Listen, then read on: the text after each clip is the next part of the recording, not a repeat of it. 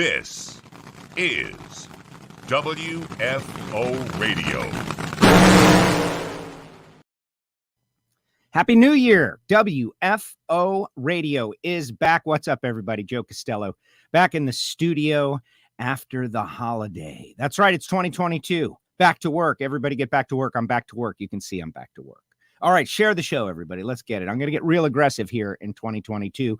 We had our WFO Ignition show, audio only podcast last night. It was great. Learned some great things. Like, for instance, happy birthday, Sue Morris of Dave and Sue, who run in Super Gas and Super Comp. And tomorrow is Marvin Rodak's birthday. So I'm definitely going to say happy birthday to Marvin. We have got Alan Reinhardt scheduled to join just minutes from now. So if you want to talk a little NHRA drag racing, get into the news of the day, of the week, of the month, look ahead at the 2022 season, now is the time.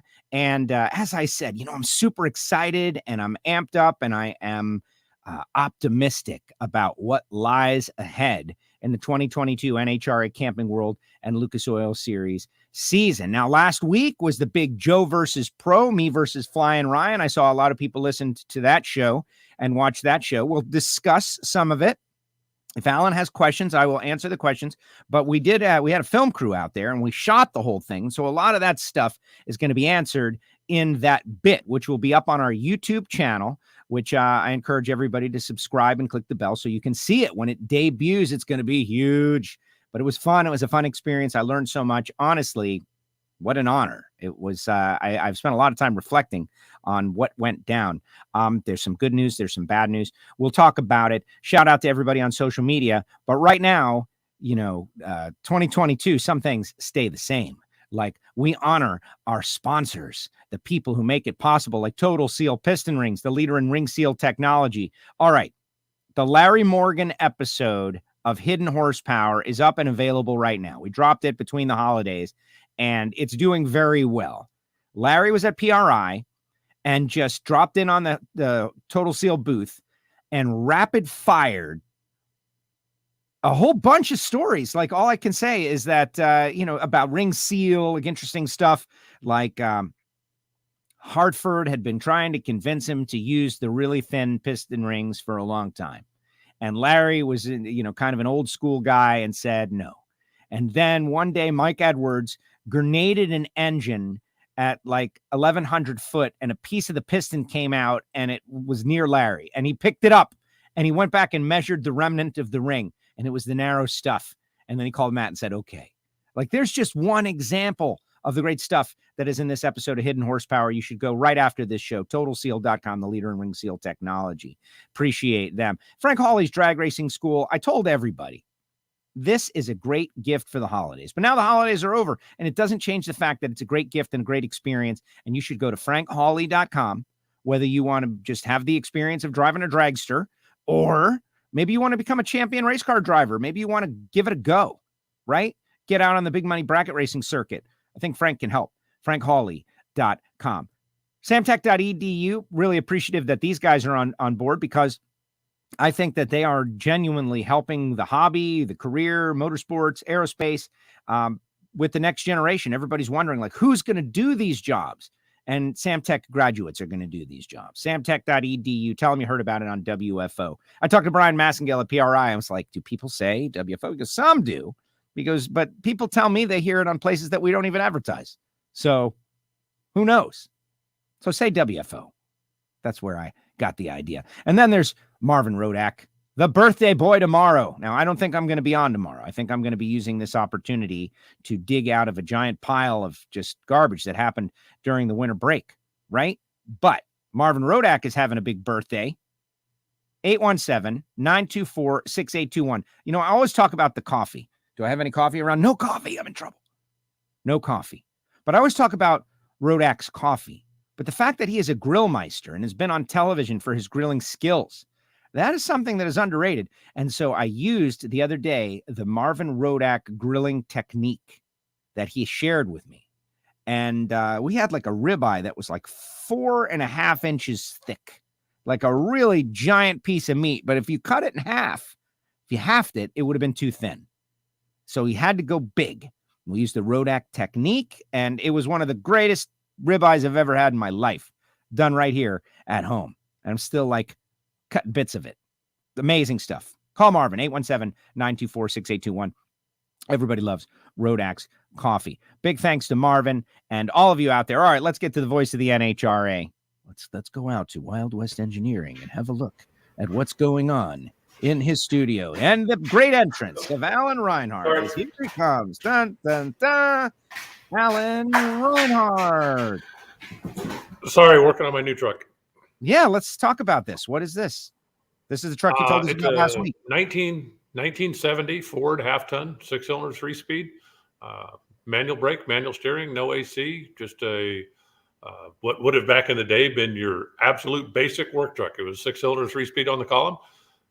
At some point, somebody put a floor shifter in it, so it's not column shifted anymore. But this thing ran across my radar the other day. Been parked for a few years, so I'm trying to make it mobile again. It now has brakes, which it didn't when it got here. And I've got a carburetor ordered for it. Somehow so the carburetor was gone when I bought the truck. Somehow over the years, the carburetor vanished. So, it's funny. I think it's funny in the grand scheme of things. I make a couple of calls, right? Hey, anybody got a carburetor for an old Ford truck? Right. Yeah, maybe, sort of, kind of. I don't know. Come look through my stuff.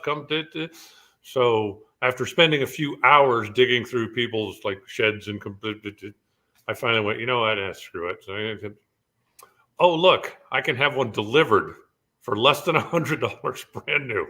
Oh, wow. Why didn't I do that last week? So the carburetor will be here for it tomorrow. And I do believe that it already has a new home, but just need to make sure that it runs and drives and does what it needs to do, and then send it on its happy way. Amazing stuff. So everybody is out there checking in. Happy New Year to you all. It is great. Cindy's asking if I'm going to be in Gainesville. I believe that I will. All of these things. Everybody's just excited. Some are miserable out there like this guy. Great stuff. But before we go any further, because there's the whole Blake wants to know who won, me or Ryan, the Joe versus Pro and all of that stuff. Someone asked that we talk about the new Pro Mod screw blower rules and different stuff. And we're going to get into all of that. But something sad did happen. And you are the one who informed people. I made a post yesterday, but I had shared a photograph. It didn't go. It wasn't allowed to share the photo. It turned out to confuse some people. But Mr. Venables, Dickie's father. We have lost Dickie Venables' father, Dick Venables. But people called me. They thought, oh, my God, Dickie passed away. I was like, oh, my gosh, I'm so sorry. I didn't mean to misinform you, et cetera, and so on. But just so everybody's clear, and I texted with Dickie this morning. So sad. But I got to know the guy a little bit. And wow, you put it great, I think, on your post on Nitromator. 2 Hall of Fame crew chiefs spawned from Dick Venables. Yeah, from an alignment and brake shop in Houston, Texas. That was Dick's business. And it was Houston, I believe it was Houston Wheel and Brake or Houston Brake and Wheel or something.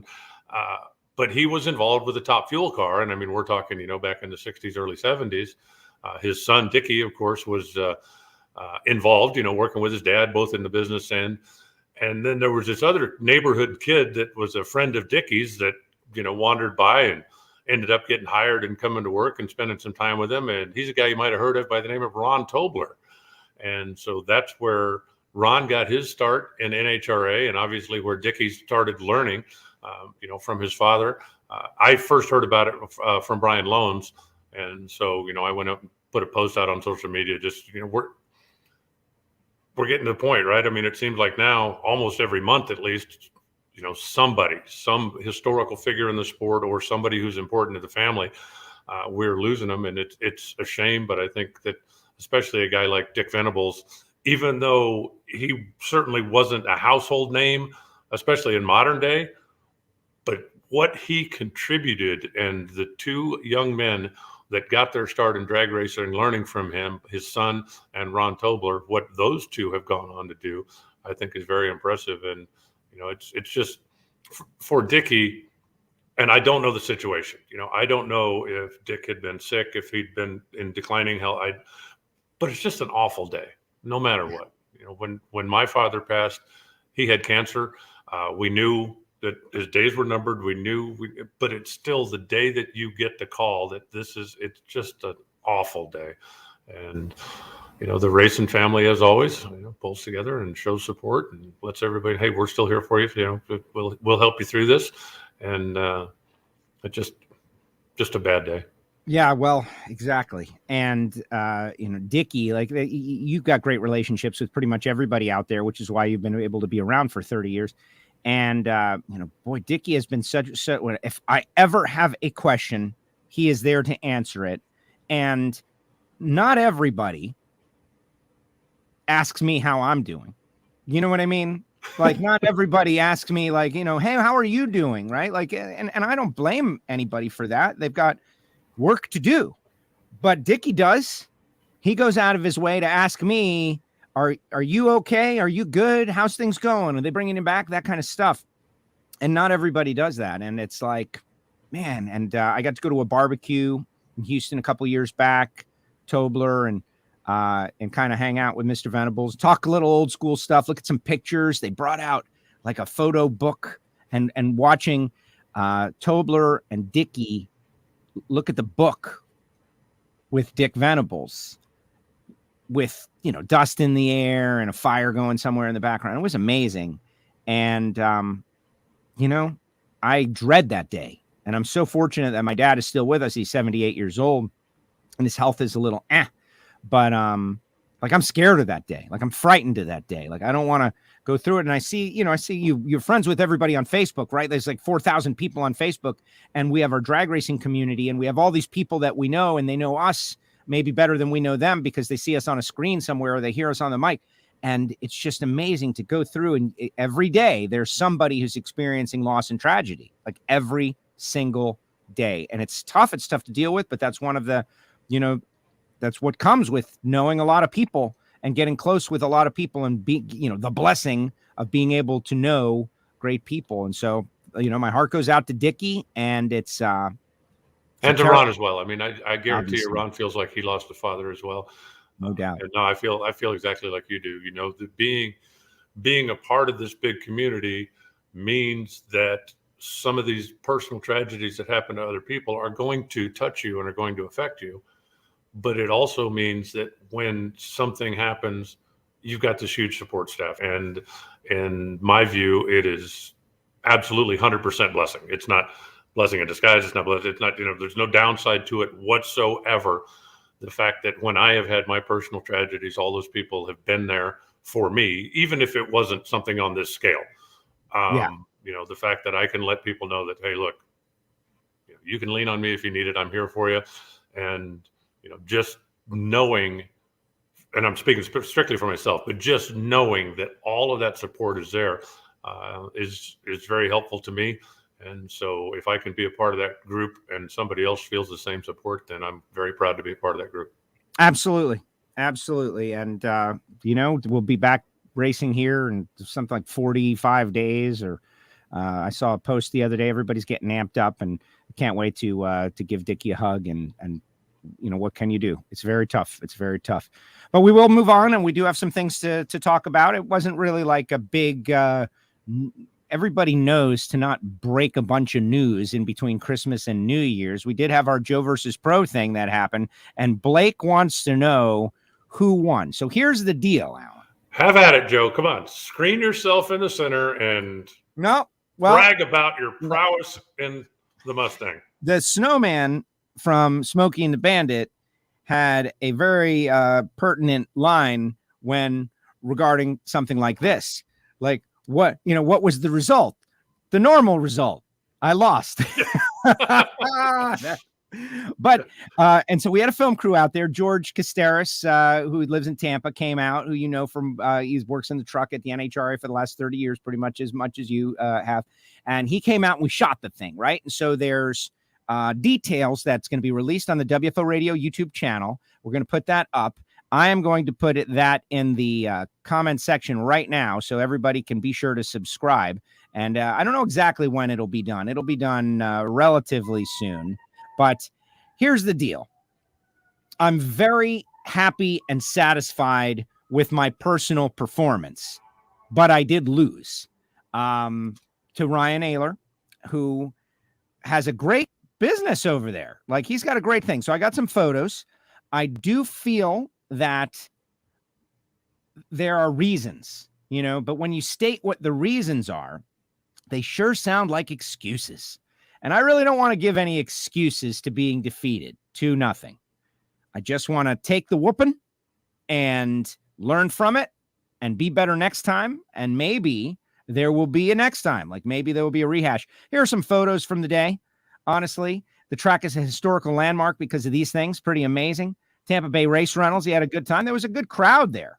And it was like all pro stock motorcycle insiders. Like Chris Bostic won the whole thing, Alan. Like there were 2 32-car shootouts. Bill Langford was there, super stock racer. I had to run him first round in the 32-car shootout. But bottom line, I ran second round, Harvey, in the second round of the 32-car shootout. Great race, lost by 24 thou. They were 5.0 Mustangs, automatics, run them in sport mode, and a lot of possibilities. And I think I was overwhelmed by so many different, like traction control on, traction control off, starting line RPM, 900. Well, and right. And that's what I did. I ran it with it off.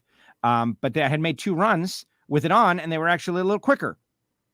The guys who run the cars on a regular basis bring it up to around 1,100, 1,200, just take up the slack, not too much. But then Evan Smith, who was a Ford test driver, was there, and he said, no, man, you got to bring it up to 1,800. And so it's like, oh my gosh, I just had so much information to sort through, and I just didn't have enough time to do it. I got to practice.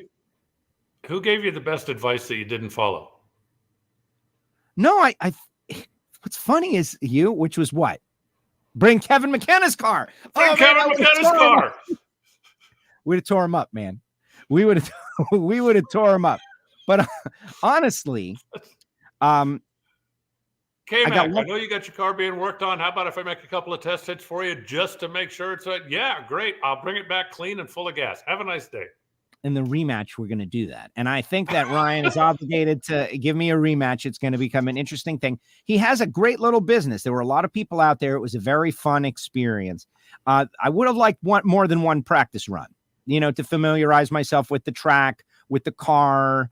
That would have been, I think, better because I improved every time, right? Every time I got a little better, but I was just trying to deal with a lot of information and sort things out. They were good races. I just lost to the pro, man. I lost to the pro. And he does have the advantage of having 400 runs in the car. I mean, of course he's going to have the advantage there. That's why I was hoping that you'd get there early enough that you could go up there and, make half a dozen practice launches, kind of like what we talked about. Oh my God. Okay. See, so now that you bring that up, Alan, and thank you for bringing that up. When I did arrive, and I did arrive early, there were people making practice hits, right? Chris Bostic, who won the whole thing, made I don't know if it was 10, but it was definitely 6, and Ryan had to cut him off, and he went on to win the whole thing, right? Those 6 practice runs made all the...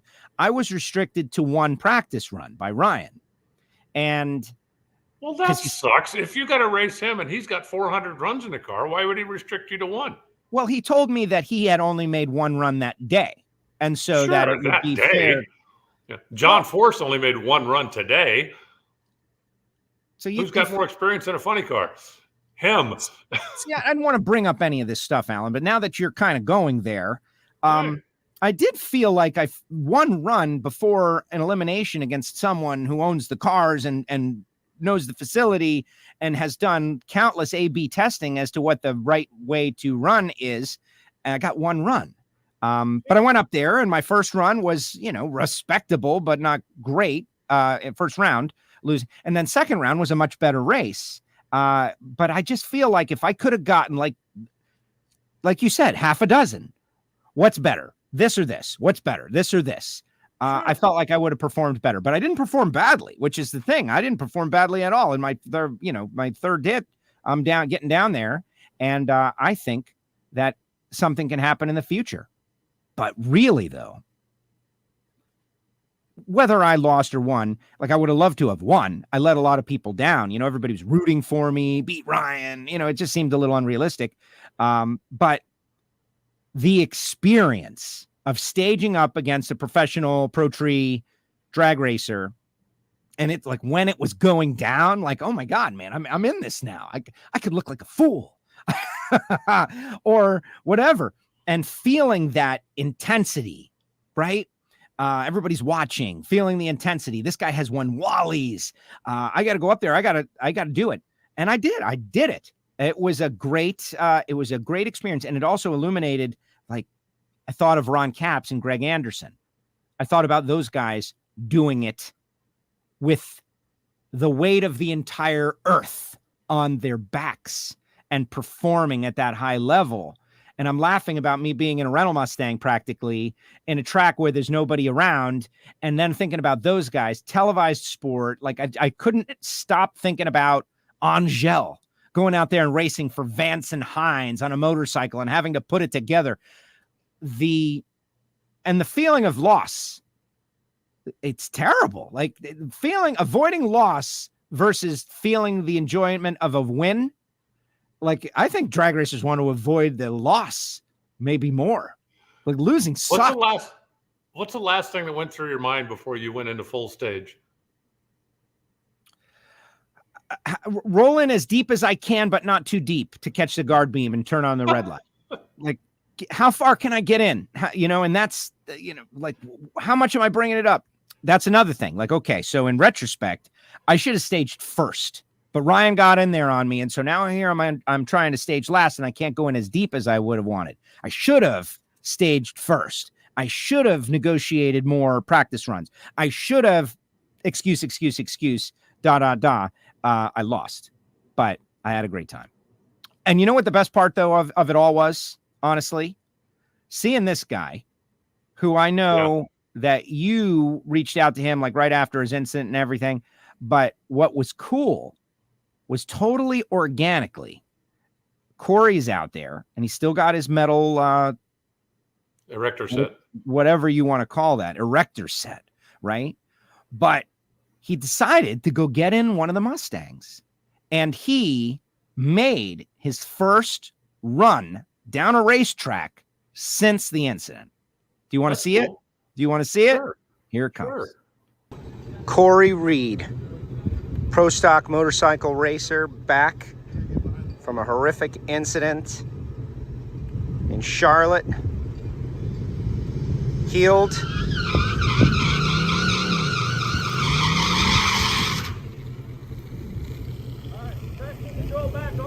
About to make his first attempt.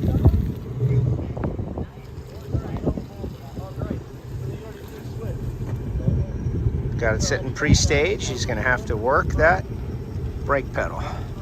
Let me tell you, this is a pretty big deal, by the way. This guy is beloved. Nice. Oh, he goes in deep.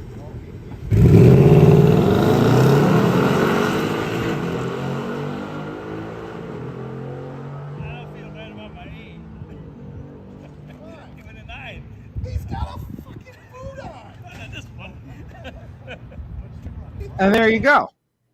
Corey Reed, back. Right on. He had a hurricane. You know what a hurricane is? You know, those ones that they say he was using the brake pedal with a cane and did a great job. And it was I don't know how it was for him. I talked to him. He loved it, but it was emotional. We watched that guy nearly lose his life, and now he's back on track and he was hanging out with everybody. It was a great time. All in all, I had a great time. Wish I had performed a little bit better. Obviously, I had won something, but in the end, good times. Right on. Well, hopefully next time you'll have now that you've got a little experience under your belt, hopefully next time he'll give you a little bit more opportunity to get comfortable in the car before you have to go into eliminations.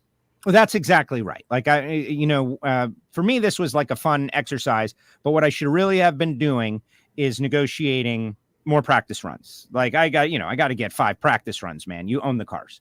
But Ryan was great. It was a good time. And we'll have the video up on the YouTube channel at some point soon. Everybody out there saying what's up. Bass Knuckler, I had a 69 F100 Ranger straight 6-3 on the tree, says Bass Knuckler. Gavin says, have you heard anything about the World Door Slammer Nationals this year? I have, but I would direct you to Wes Buck because it is his race and it is his program. And at last I heard, I think you should just reach out to Wes to find out official information about that.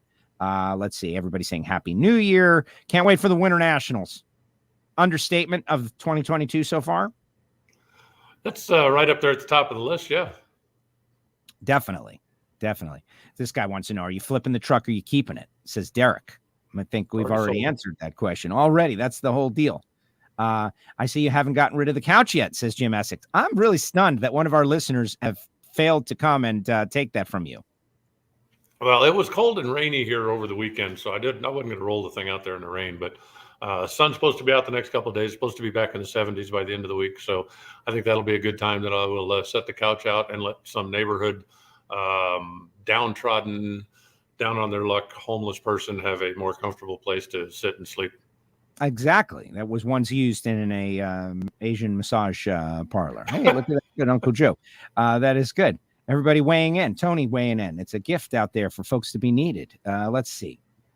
Do you think Austin Prock will be back in Top Fuel this year in NHRA at John Force Racing? Ask Lauren. Austin was out at the PRI show, and he was doing what he's got to do. Whether they do or they don't, I don't know, but I know they want to. Yeah, I don't have any inside information. I haven't really talked to anybody the last couple of weeks. Most of the teams basically shut down between Christmas and New Year's anyway. So, guys are starting to get ramped back up. But as I understand it, they have every intention of doing it. It's just a matter of getting the last of the financing in place. And I'm pulling for him. Believe me, I'm pulling for him. We need to have another good car back out there. We need to have his personality back out there. Absolutely. Rick Ross goes, are we going to get to see the race where you got it handed to you by Ryan? The answer is yes, both of them. But that is, we're trying to put together something, decent for the YouTube channel. Joe versus Pro. And this has got legs, Alan. This has got legs. Me challenging all kinds of professionals to various things and being beaten. Think of how entertaining that will be for a week. It'll be great. Terry Buckley wants to know about qualifying runs on Fridays at the Gators. What do you know about that? Like 4 runs, Nothing. 3 runs, 2 runs? Nothing. It will certainly be at least 3. I know that at some of the races, you know what? At the Gators, I'm almost certain it'll be 4. And that is because we've got the All-Star Shootout right in the Gators. And I don't believe that they would go into that race without everybody having one shot at each lane that would take place on Friday. So that's not official news by any means, but just I can logically put that together that you would almost certainly have 4 at the Gator Nationals because we are going to have Nitro All-Star Shootout. And I don't think you'd want to go into that race having just one run at the track and not having one run in each lane. That makes a lot of sense. I would hope. I haven't spoken to a lot of teams, but I've heard anecdotal discussions about, does the 3 qualifying sessions save enough money to counterbalance the effects of not having the data and the runs on competition, right? It's like that balance. That depends on your budget. It depends on your budget. But I've heard a lot of people, suggest that they would prefer to go back to 4 runs. So yeah, I have as well. And, obviously, as it's always been, you're not required to make all 4 of them. If you're a team that's on a tighter budget, doesn't have, the wherewithal or the parts or the inventory or whatever to make all the runs, you don't have to. If you are a team that is fully funded and has a big budget, then you're always trying to learn something. And every run you can make down the racetrack, Tim Richards said years ago, he said, we want to dance every dance. And even times when, you ran good on Friday night and you're qualified first and you're set, and, Saturday afternoon, it's 900 degrees and it's greasy and it's miserable. And Sunday, it's supposed to be overcast and 30 degrees cooler. You ain't learning nothing that's going to help you this weekend. Yeah, but we're going to learn something that's going to help us somewhere. And so the teams that have the wherewithal to do it and have the budget to do it always want to go out there and dance every dance. Exactly. Here's a question. And guys, this is the first show of 2022. All of your questions will be revealed in time. But Timmy talking about, where did Alan Johnson end up? I don't think that has ever been officially resolved or announced. It's a bad kept secret. I've heard people talk about it, but the press release moment where the big reveal of where Alan Johnson is going, I don't think it happened. I don't think it will happen. Maybe there was talk about that. That's not the kind of thing you even put a press release out. You just show up at Pomona with your guy. What say you? I think there will be an official announcement. I think, it's fairly well known that he is going to be headquartered with, let's see, I don't want to give it away. I've already said that he's going to Coletta Motorsports on the air, on the mic at the NHRA. I was told, don't say that, whatever. But I'm owning my mistake that I said. Like, I blew it. I let the cat out of the bag. Like, here, cat, get out of bag. Horse, go from gate. Big mistake. Well, he did an interview with Amanda Busick in Pomona, Alan Johnson, that is, where he said, this is what I'm going to do. I just happened to be in the TV booth at the time when they were doing this. So I did the same thing. I said it, waited until after the TV show had aired on Saturday night and said it on Sunday morning, and immediately got a note that said, we haven't announced that yet. Right. And I said, it was on the TV show. They said, no, it wasn't. And so apparently after Alan had spoken to Amanda, they went to Steve Reitress and said, hey, look, we're not ready to announce that yet. Don't put it out. I wasn't aware of that, so I thought it had made the TV show, and I made the announcement. But Alan Johnson will be out there. Don't worry about it, and he'll have plenty to do. They're trying to finish up what many believe is unfinished business up in Michigan, and he looks like he's probably the man for the job. Well, it's very exciting, and there's a whole bunch of layers to it, and I just hope that, and I know that they will. New Year's was just the other day.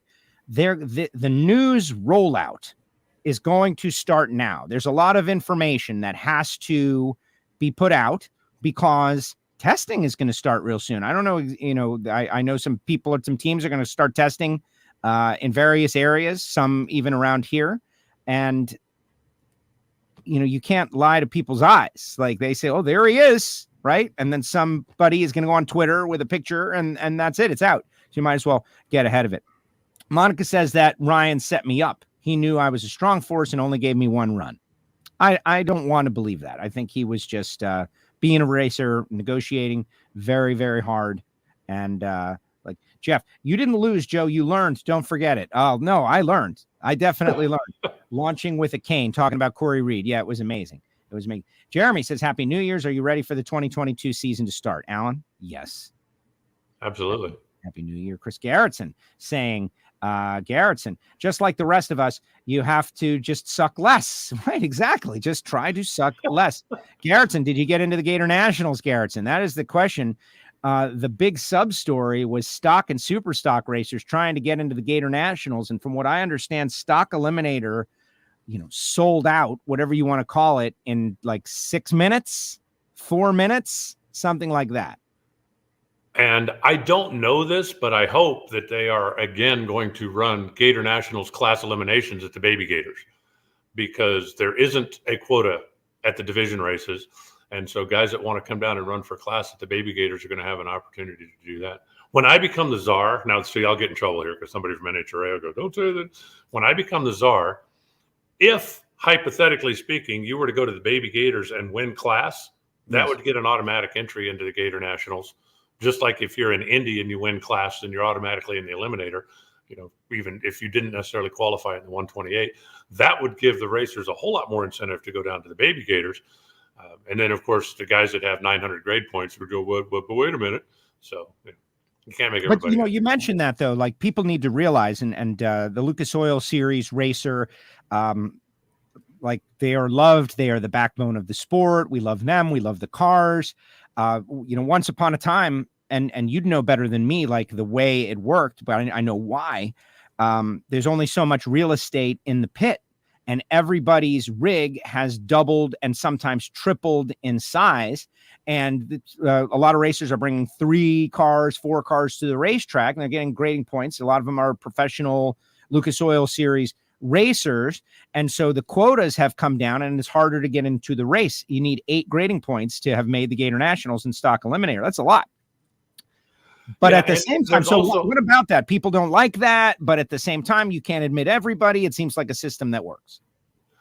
Yeah, and I think that you absolutely should reward those who have been supporting you, all year long on the Lucas Trail.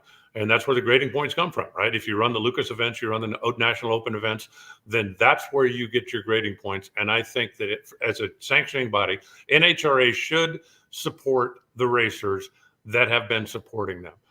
But I also think that, when you get to the point where, gee, there's no way I can do this, and it's especially difficult for people, when I was involved in racing like 1,000,006 years ago, I'm never going to be the guy that travels, okay? I didn't have the budget for it. I didn't have the time off work. I didn't have anything. But I would go run 2 or 3 of the regional races a year, and I just wanted to run my home race. Right. Now, if I couldn't get into my home race, the only one where my friends are going to be there, that was kind of disheartening because, a guy from Kansas City who runs all over the country has got and now, he can get into Phoenix, but I couldn't. And so that's the difficult balance thing is you don't want to lock out your local racers from having an opportunity to run the Gator Nationals.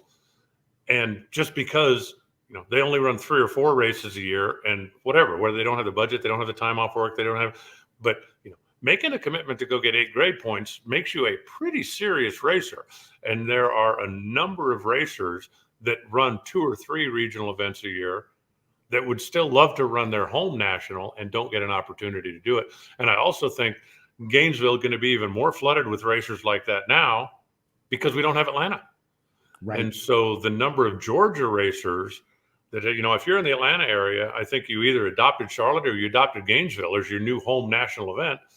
And I think that's going to make it even worse. So, hopefully the Baby Gators will be a huge success. And I think, I don't know exactly what the solution would be, but it would be nice to find a way to hopefully allow some of the local racers, even if they don't have 1,000,000 grading points, to be able to get into their local race. And I'm gonna pile on that because last night we did our first Ignition podcast of the year, and Dave and Sue Morris. Sue Morris is one of the Patreon co-hosts of that, and so she gives us kind of the insight into these things. That was my immediate answer. A race is better when locals are a part of it, the hometown hero aspect of it. And Tony Stewart with his SRX, he and Ray Evernham recognized this and created some sort of exemption for a local crew chief, local driver, so that local fans can see their Joe versus the pros. And I'm not saying NHRA is doing it wrong, but if a quota is 60, can we have 5 or 6 spots for locals somehow? Local track champion or racer within 50 miles who's got at least 1 grading point, some sort of thing at each local venue. Because, by the way, I think it sells tickets. I'm going to see my local guys out there go up against the, the outside invaders. Let's watch our local heroes do it. I think it's worth it. And, if you become czar anytime soon, you should make that happen. How about this? And just, kind of, as long as we're piling on, right? We might as well go ahead and take, from problem all the way to solution.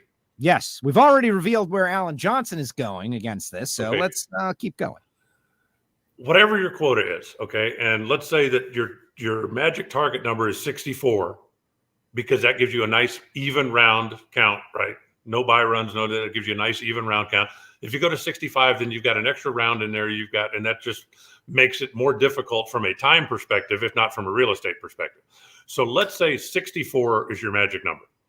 You take 60 entries by whatever, if it's, 8 grade points, 7 grade points, whatever it takes, you take 60 entrants. Now you have 4 spots left.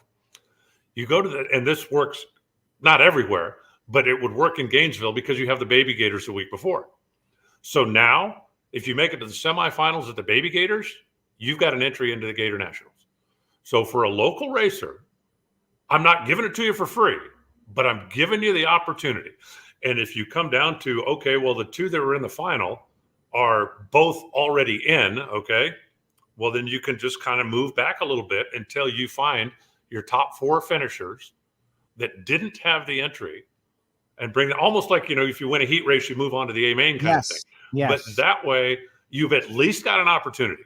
And if you go to the Baby Gators and suck, better luck next year. But you weren't locked out. You had an opportunity. And so there you go. It's fixed. Fixed, problem solved. Problem solved. Leon says, has NHRA been lying about the sim game that is allegedly on the way? NHRA won't even answer that question. As it turns out, they have been lying. It is really false. And Brian Loans gets in trouble for perpetuating the lie. He told us on the holiday show that, he put out a clip or something and got in trouble. No, Leon. First of all, I love you, Leon, but just the idea that there's we're going to lie. We're going to tell a lie. No, man, there's a game in development. It's coming. It's coming soon. They're working on it. It's going to be great. But just to, lying, they're lying. Organizations don't lie. Let me ask you this. If you're the NHRA, what would be the point of making this up? Yeah. Because you're going to get lambasted when it doesn't happen. If you're going to lie about something like this was all just, okay, hey, for, 2 years, let's get everybody's hopes up, and then it'll just there's absolutely no reason in the world to do that. It is going to come. Everything I've heard, I haven't seen it yet. I haven't been able to play with it. I have no involvement with it. But everything I've heard from the guys that are developing it is that it is light years in front of anything that's ever been out there before. And when it hits, just be ready for it. It's going to be cool. Exactly. If NHRA is going to lie about something, they should aim higher. Like, Elon Musk is coming into Top Fuel with a 6-car team. Like, let's lie about something really big. As opposed to, there's a game. Just kidding, guys. There's no game. Just kidding. We got you. January Fools. 20 of us are renting the track at Famosa for a test next Saturday. We're getting ready. Oh, says Dragster Jeff. That is great. Spencer's doing something crazy with his fun. It's about as good a secret as Tony Stewart Racing, obviously talking about Alan Johnson. Jerron Settles out there. Happy New Year, Joe and Alan. See you guys in a few weeks. Jerron is out there doing it. Michael saying Happy New Year. Y'all see what Brogdon is doing for comp in Division 4? The answer is yes. And Brogdon is going to run full-time pro stock in 2022. But I think that the comp program is great. You're not on Facebook, so you didn't see him castigate the rest of the racers. But he basically said, he made a nice post, and it was stern but professional, and said, okay, racers, let's be honest. You guys got money. Let's stop whining about there's no money, and let's put up some money. And my money is where my mouth is. And here's like $150,000 into the project. And a lot of people dove in it. And I think more people are going to run D4 comp than anything else. And I think that's great. And, he's a guy that has such a passion for that particular category. And I think it's a lot like, what Richard Freeman's done in Pro Stock. When Pro Stock was, I don't want to say it was on life support, but it certainly was struggling. And the reason was simple, because there wasn't an easy path to be competitive in pro stock.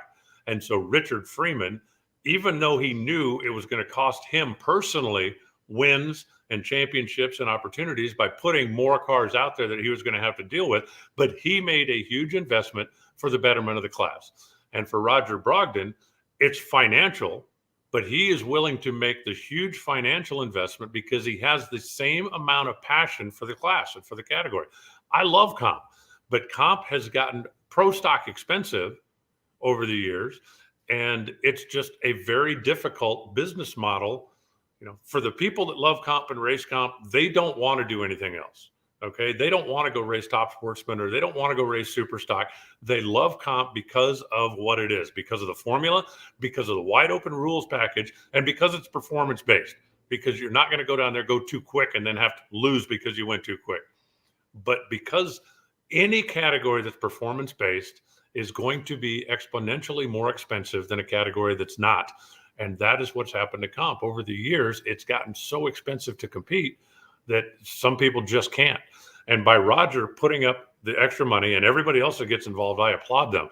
By putting up the extra money, it's like, okay, now you've got a legitimate purse to race for. Now bring your stuff out here and let's race for it. And I think it's really interesting that, the guy that won the most money out of the Division 4 last year, if I'm not mistaken, the Washington State guy, right? Didn't Cody Lane win the?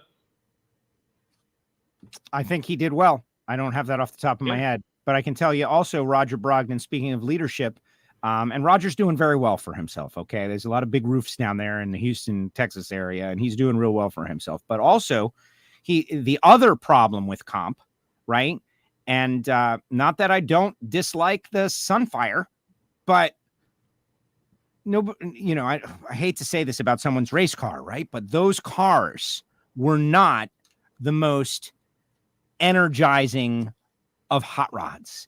The Cobalts and the Sunfires. Is that a nice political way to say it?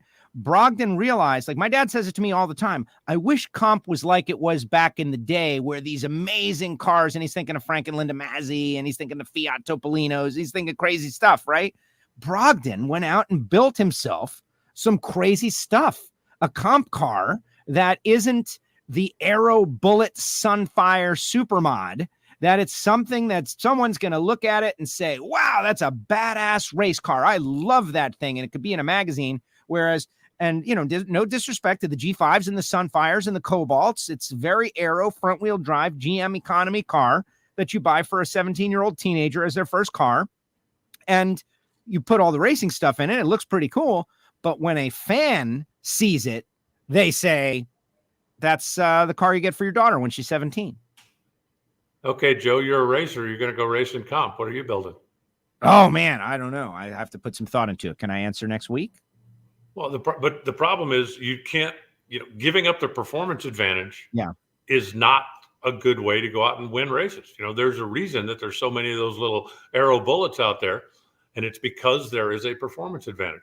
Roger knows he's at a disadvantage, and he's willing to take the hit. Now, one of the other things that they did well in comp a few years ago was when the rule was changed and everybody had a personal index. Yes. That was huge, because before that, and this is part of why I call it complicated eliminator sometimes, before that, it was very possible that you could have been sitting on your couch with your feet on the table and had your index crushed by some guy that was racing in mineshaft conditions in Seattle. And you would be punished even when you weren't at the racetrack. So there has to be a sliding scale. There has to be the competition index control. All of that stuff, I think, has to remain. But you shouldn't be punished because some guy in Maple Grove went out on a beautiful weekend and crushed your index. And so that's one reason that Roger can get away with building that car, because even though his car may not be as quick as some of the others from an aero standpoint, at least he's not going to be punished by somebody else going quicker than that. Now, if he goes out there and has to race another B Ultra automatic heads up, that's just kind of the breaks. But I think the personal index was something that would allow some more creativity in the category. I agree. Very much so. Very much so. A lot of discussion about grading points. 8's too many. Jerron says 6, and then just open it. Who gets in, gets in. But the problem with that is if you just open it at 6 and there's 157 cars that want to get in, you don't have any place to park them. That's the problem. Right. You open it at 8, and if it's still open, if there's still spots next week, then at 7. If there's still spots, then at 6. If you just go, okay, everybody's 6 and above, you're going to have 150 cars that all enter, and that's that can't happen. There simply isn't enough time or room for that many cars. Chris Garrettson says top 10 nationally should wait until quotas are full before they enter as a common courtesy to someone who is not guaranteed entry. Can you explain that? Well, see, then you're at that point, you're kind of gaming the system. And I don't know that I disagree with that, but if you're top 10 nationally, you've got an automatic entry. If you're a former world champion, you've got an automatic entry. If Bo Nickens decided next week he wanted to race comp and the field was full, he's a former world champion. He's in. If David Rampy decides he wants to come out of retirement again someday and wants to, no problem. He's got an entry because he's a former world champion. So that's part of why the quotas are always down a little bit. If you want a 64 car field, you set the quota at 60. Then if you got 2 or 3 of these late entries come in, but what I'm afraid would happen is if all of the top 10 and the division champs and whoever's got the gold card that can make this all work, whoever's got the magic, the magic entry waits. So now there's 60 cars, then everybody piles in. Now there's 72, and that's an extra round. And at some point, then the rules are going to be changed again because people are gaming the system. Right. The gaming the system isn't how you make policy. You make a policy that's a good policy. You can't expect those people to do it.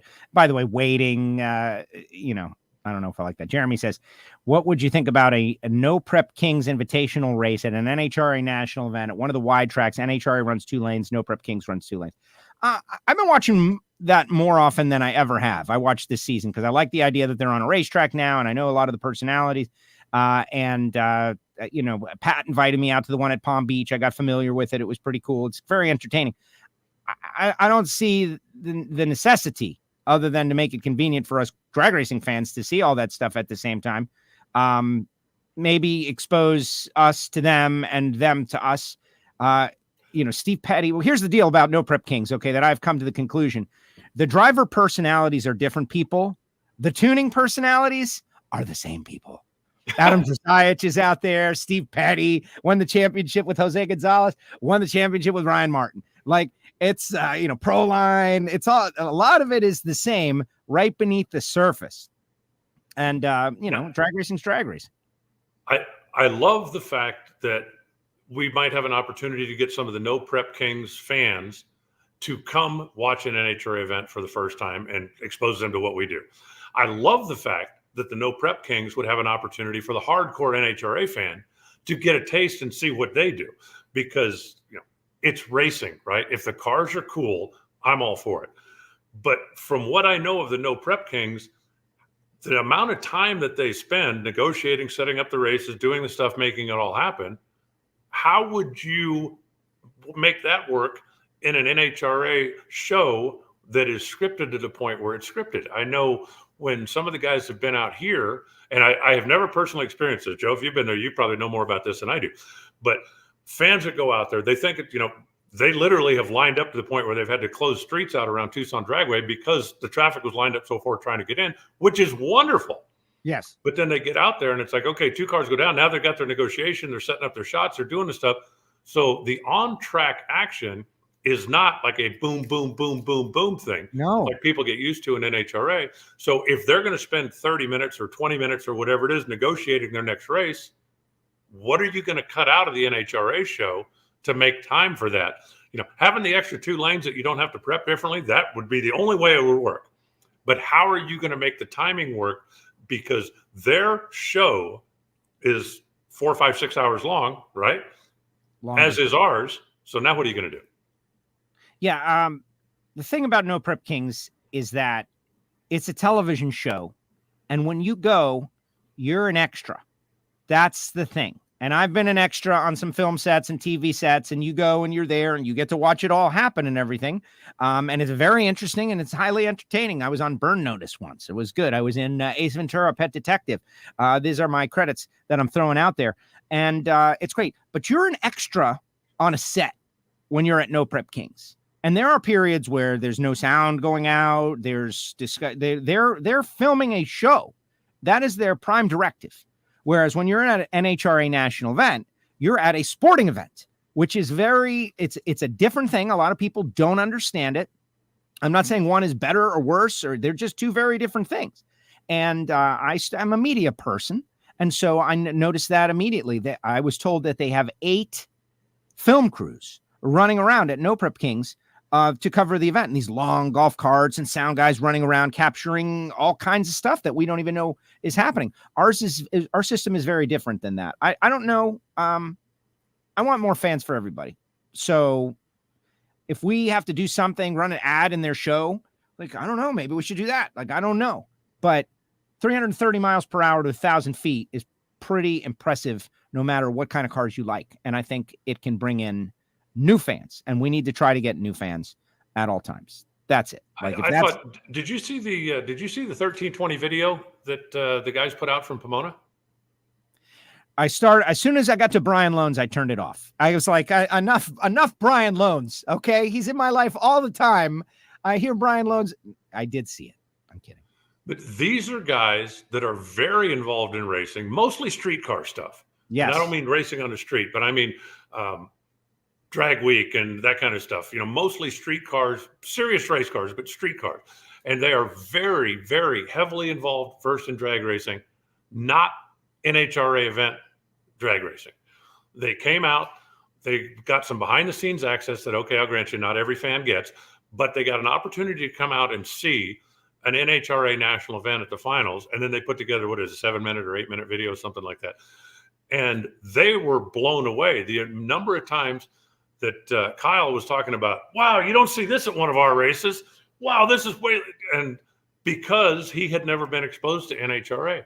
So if there was a way to get the No Prep King guys to come out, I don't know, maybe invite 2 of them or maybe invite 4 of them, do some exhibition runs, not do your whole full-blown TV show, do some exhibition runs and come out and hopefully get your fans, and we could get some exposure where our fans would get an opportunity to see your cars and see what the performances you guys put on, even if they don't get the opportunity of the full show. I'd be all for that. And as you know, and anybody that follows knows, we have invited some of the local clubs, some of the local, whether it's big tire or small tire or outlaw or whatever, to come out and race an exhibition and do some stuff for exactly that reason. We would like for their fans to be exposed to what a professional NHRA event is like.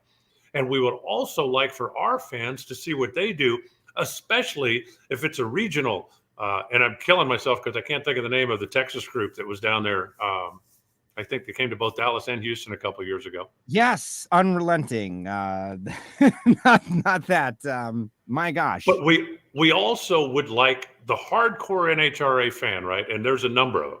I mean, I could introduce you to 10 people in my circle that go to one event a year at the drag races, and that's the national event up at Wild Horse Pass.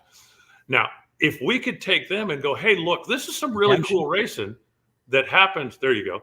That happens 3 or 4 or 5 times a year at your local racetrack. You can go out on a Saturday night for a $10 or $15 ticket, watch these machines race, and okay, they're not going 330 miles an hour, but they're awesome cars. They're great personality. They put on a hell of a show. And so if we can do that to help the local circuits or the local racing groups, then I'm all for it. And if it gets some of their fans to come out, and maybe they'll decide next year, to come to the Nationals. We used to go out to Houston, and I mean, this is like getting into the time machine. We used to go out to Houston occasionally.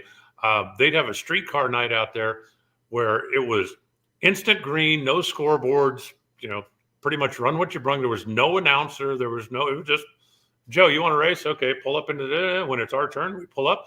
Instant green, no scoreboards, no nothing. And there's some pretty serious race cars out there.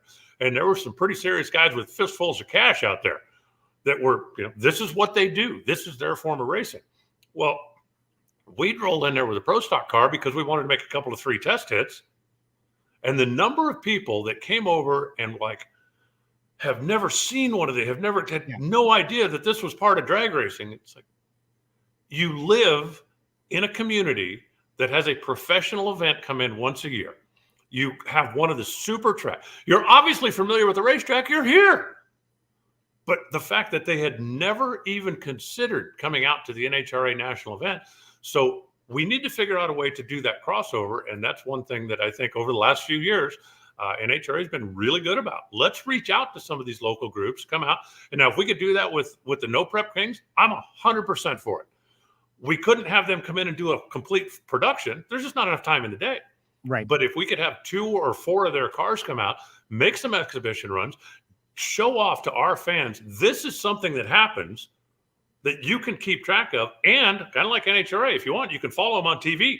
When they're racing in this neighborhood, great. When they're racing someplace else, you can follow along on TV. I think it would be good for everybody. We just have to figure out how to do it. Yeah. So everything that I'm thinking right now, I don't know if I should say it, right? Because it's like, I've been watching the show and there's a few angles on that and it's drag racing. So it's good to expose people flipping up and down, 2 cars racing, competition, exciting, 3,500 horsepower. That's always good because what's the pinnacle of drag racing? I know and have known many people over the years, my local bracket racing friends, a couple hours south of the Gator Nationals, never went and saw it, never felt the desire to go, never thought that there was anything that they could learn from it. Clearly, that's totally wrong. A visit to an NHRA national event will teach you, if you're the type of person who wants to learn, thousands of things, from how to set up your trailer, to how to tow your car, to how to modify something, how to set up the cockpit. Like, these are practical professionals. And the way you're doing it at your local bracket track, maybe it's good, but maybe there's a better way. How about but they didn't feel that way, right? They it's like the person who plays basketball and is out the local court and wants to play, as opposed to going to an NBA game. They don't want to go to a game and see, but I think the person who plays basketball at a local court, is much more likely to want to go to an NBA game than a lot of local track, grudge track, outlaw track drag racers. And so that's your point. But do no prep kings, like, what do they gain? They've already got like the most popular show on TV. They've already got this formula. Like, I don't know, do they need, what do they need by being at an NHRA national event? For the NHRA to pay, like, let's create a phony scenario where Ryan Martin races Lizzie Musey in a best of 3 at an NHRA national event, right? Because I think that's something that's pretty doable. Like, we could probably make that happen. Lizzie with her tie through Pat and all that stuff. But like, are we going to take some of the limited budget we could be paying to Top Fuel, Funny Car, Pro Stock, like our Pro Stock guys? We're going to give it to those guys to put on a show? No way, man. To me, I still think that being a professional, Greg Anderson and Erica Enders racing each other in NHRA national event competition is a bigger, more significant competition than anybody in No Prep Kings racing just because they're on TV. Because let's face it, what makes that a big deal? Because it's attached to a TV show. And this is a sport that's been around for 70 years. So that's my thought. I get it. I'd like to see it. I want to bring worlds together. And regarding like Redemption and those guys, I loved all their cars. The Midwest Pro Mod guys, I love their cars. I love the Screw Superchargers. They're now coming into Pro Mod. Hopefully they'll come in. But I don't suspect that many tickets were sold to come see them. And I might be wrong, and forgive me for being negative at the start of the year when I should be positive. But I remember looking and watching like, hey, these guys are coming to the starting line, small tire shootout, big tire shootout, and looking, and I didn't really see any fan support. And I think in the balance of like who gained, right? Did we gain anything or did they gain anything? I think they gained way more than we gained. We being NHRA, of course, I'm a contractor, so I'm just happy to work there. But I just didn't see a following. Hey, let's go watch these local guys race at the NHRA national event and support. I didn't see that. And I'm not saying it didn't happen, but I was looking for it. I went into the whole thing looking for, hey, are you here? Asking questions. Didn't get a lot of that. So I don't know. I just kind of crapped on the whole thing. I'm sorry. Well, I don't know either. I think, after you run nitro cars, no matter what comes up next, you're going to have some exodus from the grandstands because there are some people that, after you've seen nitro cars, everything else just isn't as fast, isn't as cool. Right. But I think you gain, how many tickets were sold? I have no idea. There had to be some, right? I mean, their friends, their family, but I think what you gain if you're NHRA is you are trying to bridge the gap between so many of these outside racing groups, so many that have always seen NHRA as the 800-pound gorilla that doesn't want us, doesn't love us, doesn't care about us, and doesn't want to have anything to do with us. About their video game release. I think if you extend the olive branch and go, hey, guys, we know that you're all racers. We would like for you to come out and be a part of this. I remember when Big Chief was running his car in Pro Mod at the U.S. Nationals, however many years ago that's been now. And so many guys like, oh, and his stance was, I'm going to race Indy.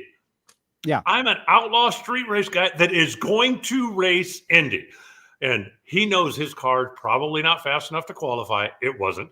Probably not going to be competitive with it wasn't.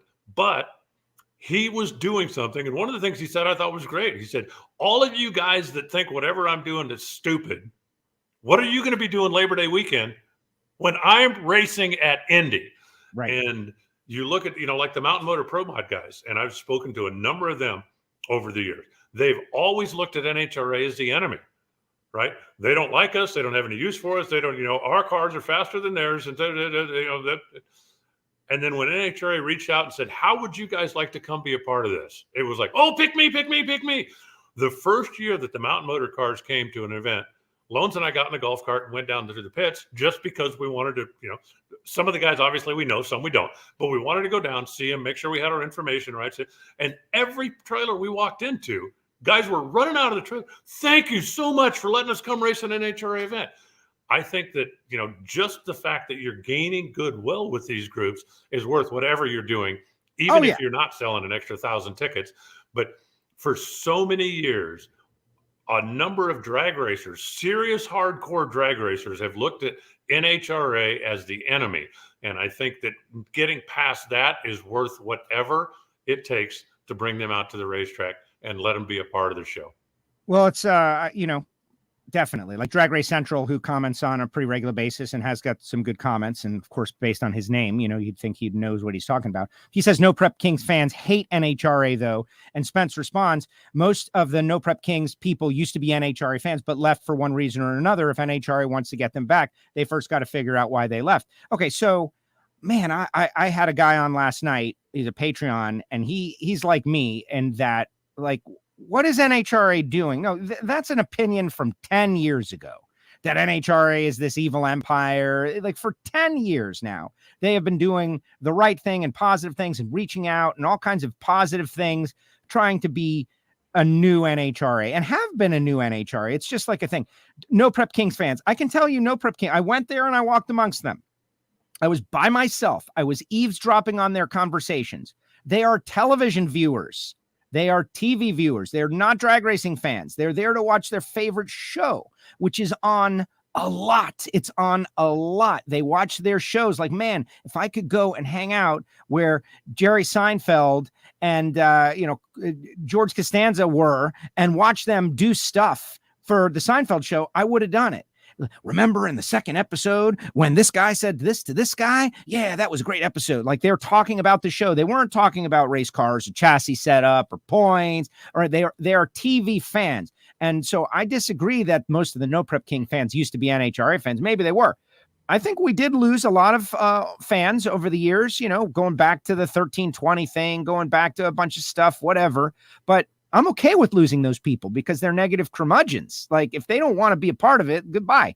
That's fine. I don't think they're at No Prep Kings, but they are watching. They are watching because it's so convenient. How can you not watch? It's on always. You're a car guy and you're flipping and it's always on. It's basically the cornerstone of the Discovery programming. It is literally on all the time. And the amount of time that their personalities get versus the amount of time shown actually racing, right? Like that formula is the reason we show 98% racing, 2% personalities. And in that personality moment, the driver mentions his sponsors and he's all worried about, did he get this one in? And did he get that one in? And did he thank the person? And right. These guys, they are set up. If you watch the show, they're set up. Like they give them a setup. Like, let's talk about, well, if we win, that means we'll be in the thing. And it's all personality. That's what we should learn and steal. And we are, by the way, we got our own programming that's getting ready to come out. And I'm sure it's going to be great, but that's what they hit on, is that people want the soap opera. Much TV watchers, TV viewers, not drag racing fans, television viewers want soap opera more than they want competition. That is what I take from No Prep Kings versus NHRA. I think there's some of that. I think, in the early days, and we're going way back in time, Wally always said the cars are the stars. And that was all that was promoted was the cars, the cars, the cars. But NASCAR figured out a long time before we did is that people don't buy tickets to watch cars. People buy tickets to watch people. Do you want to see the spectacle? Yeah. Do you want to see something blow up or something? Yeah. But if you want to create a fan, they need to have someone to follow, not just a car. And, I used it, and I think IndyCar had the problem with it for a while too, and they've certainly turned around. But I used to tell people for years, and if you don't believe that people come to watch people race, not to watch cars, but to watch people race, right now, today, give me Kyle Larson, give me Chase Elliott, give me Kevin Harvick, give me Kurt Busch, and give me 4 go-karts. I can sell 50,000 tickets in a Walmart parking lot. They ain't coming to watch go-karts race. Right. They're coming to watch these people race. And so getting more of the personality out, I think you're a little tipped over on the 98%, 2%, but getting more of the personality out is certainly big. Erica Enders has got a tremendous following. And it's not because she's got a red car, and it's because she's Erica Enders. And it's like I said at the banquet a couple of years ago when she and Greg got into the little chirping match when Greg was shutting off in qualifying, doing it, and don't fix that. Right. You should never fix that. They didn't. It's not fixed. You want the fans, when Erica and Greg come to the starting line, you want the fans to go, I'm rooting for my guy or I'm rooting for my gal. That's what you want. You end up with an issue that the sponsors are like, oh, well, all you've done now is alienate all of her sponsors that'll never come do business with me. Well, when they were in the mail order wars, a guy that was a Greg Anderson fan, he wasn't buying nothing from Jegs anyway. And a guy that was an Erica fan, he wasn't going to Summit to buy his parts. So who are you upset about making? I mean, can you imagine if somebody had told Dale Earnhardt, okay, now, you got to be nice because if somebody gets upset, they won't come to GM Goodwrench to get their oil changed. Right. No, of course not. You wanted his personality out there, and that's why people loved him, or that's why people hated him. That's why people love or hate Kyle Busch. And I don't care what side of the fence you're on. I just want you to care. When somebody comes to the starting line, I don't care if you think Steve Torrence is the greatest ever or if you think Steve Torrence is a brat. I don't care. As long as you're paying attention when he comes to the starting line. And if you want to cheer when he gets beat, that's fine. If you want to cheer when he went, that's fine. But the last thing you want is a bunch of fans that go, okay, who's up? Yeah, I don't really care about those guys. Who's up after that? Because that's not how you get engaged. And so the one thing that those TV shows have done a great job with is they get you to know this person. SRX is a perfect example. And, whether it was by accident or by design, and I really think it started by accident. And then Paul Tracy went, you want me to be the bad guy? Okay. I'm good at that. I can do that. Yeah. I don't care who's in front of me. Get him out of my damn way. And I know people that didn't particularly, not necessarily, NASCAR fans, or they would watch towards the end of it because they wanted to see what happened to Paul Tracy. Not whether he won, but whether somebody spun him out, whether he got what was coming to him after what he did to my guy last week. And that's what you need. And that's one thing that Tony and Ray Evernham realized when they put together SRX. And like you said, it's a TV show. I mean, there's a race, yeah, but it's a TV show. And their deal, what are we going to do? We're going to come on the air. We're going to sing the national anthem. We're going to throw the green flag. And it's a TV show. But they got the personalities involved to the point that people now would tune in after they'd seen them a couple of weeks. Because let's be honest. Are you watching them because they're the fastest cars you've ever seen? No. Are you watching them because you're brand loyal to those cars? No, because they're generic. Right. So what are you watching? You're watching because of the names that are in the cars. And when the names that are in the cars get mad or happy or whatever, then that's how you're engaging the fans. And like you said, when they realized we need to find the local hero from this community and have him come out. And when they run well, wonderful. Because now every local track guy in the country is going, oh, come to my track, come to pick me, because they want to be and know that there's at least a path that they could potentially be a part of that. And I think that's good for everybody. Jeff says, I can't stand No Prep Kings crying about guessing the light. Yeah, they're in a different portion of their arc. They're just in a different, like, that's the reason we have yellow lights, right? Like guessing at the light, all that stuff. But what about Justin Collier? What do you think about he says? I think this is a kind of emblematic of a lot of opinions out there. I disagree with them. Because unless it's nitro powered, you are the bottom of the totem pole, right? Like, so it's not even like a range or a spectrum of appreciation. He feels at the bottom of the totem pole. Like he is totally, like I would love to ask, what do you want? Like I used to watch Boardwalk Empire, and I thought it was one of the greatest mini series. It was 5 seasons long. And Nucky Thompson was the mobster in there. And he would always say, Alan's getting his mail right now, but he would always say, it's all right, Alan, do your thing. He would always say, that was Santa Claus in a big brown truck. UPS just came in and dropped off some stuff. Was it Rudy? Was it Rudy, the UPS guy? Anyway, Rudy's not my UPS guy. He's always been on the other side of town.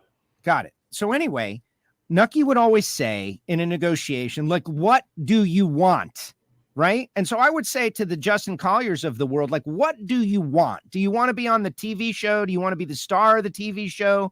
What do you want? Like, what makes the super gas racer say, oh man, I know Ron Capps is going 330 miles per hour, and this guy's won multiple championships. He's been in TV commercials with Chase Elliott and Martin Truex and Michael Waltrip and everything.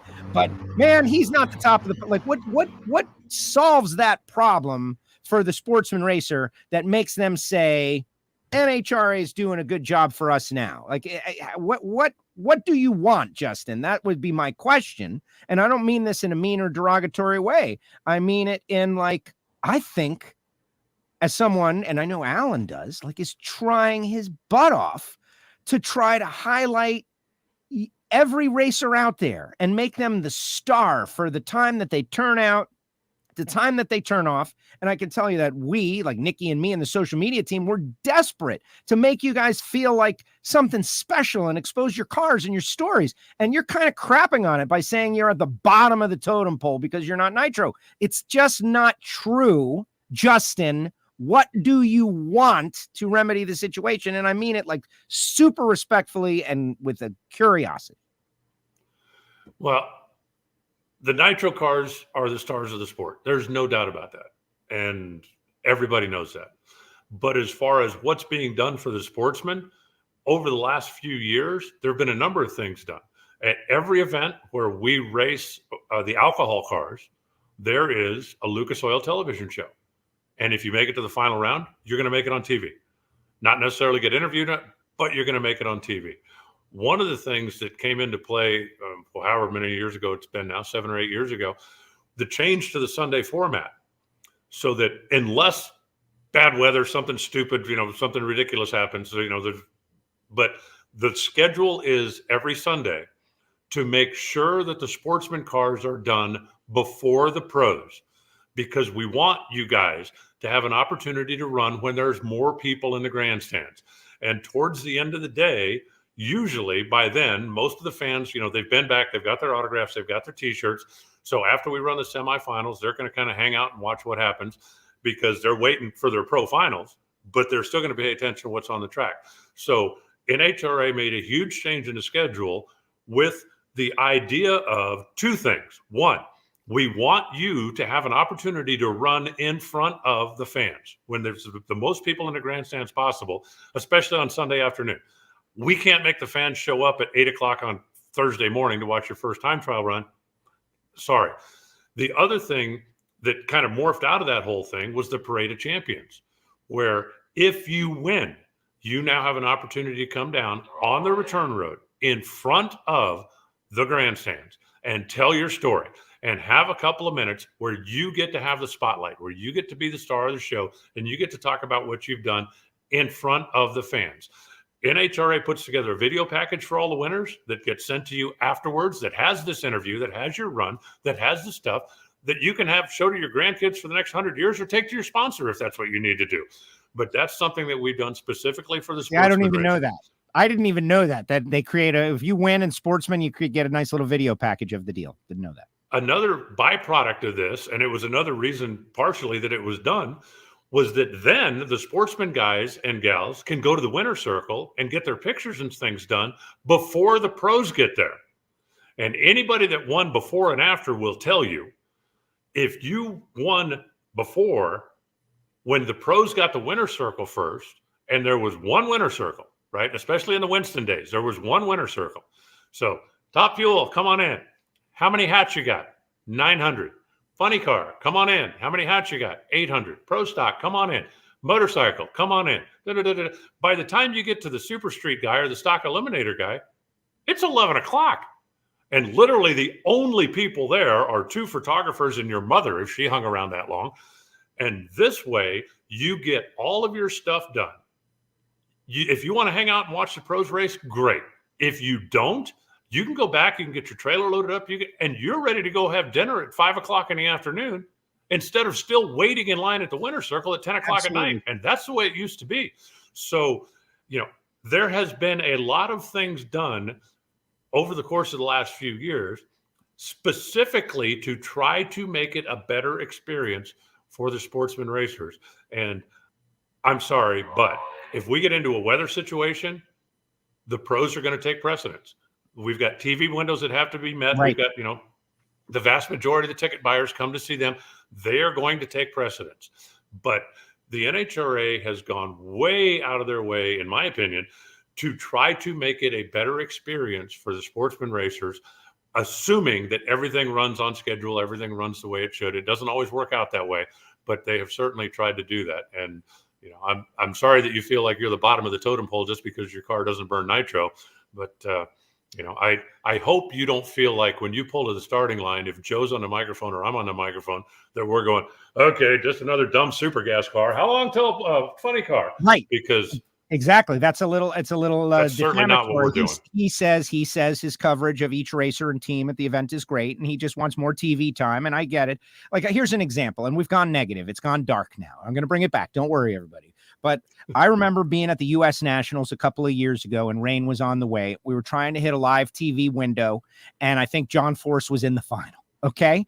And maybe it was Top Sportsman that was in the lanes, and we had to clear the lanes to like send him back to the pits, something like that. I don't know if it sticks out in your mind, but it was when John Force won, I guess, his 6th Indy. Okay. And I remember a bunch of those racers like were vitriolic, like angry, or whoever it was. Maybe it was Showdown. I forget who it was. I remember a couple of guys down there screaming like, we deserve time.